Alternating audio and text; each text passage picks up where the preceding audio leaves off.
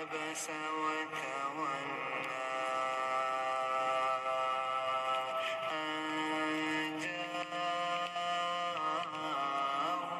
الأعمى وما يدريك لعله يزكى أو يذكر فتنفعه الذكرى أما من استغنى فأنت له تصدى وما عليك ألا يزكى وأما من جاءك يسعى وهو يخشى فأنت عنه تلهى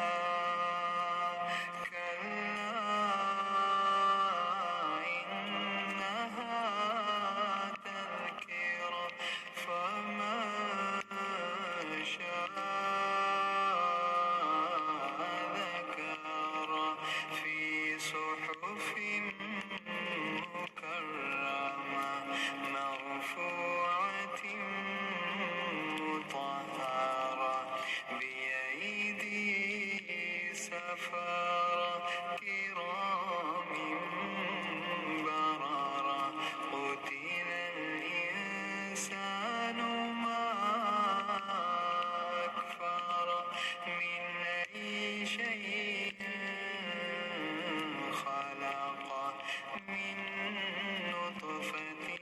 خلقه فقدره ثم السبيل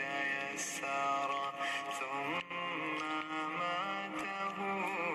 فأقبره ثم إذا شاء أنشره كلا لما يقض ما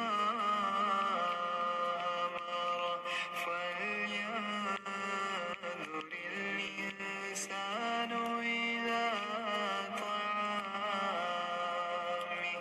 أنا صببنا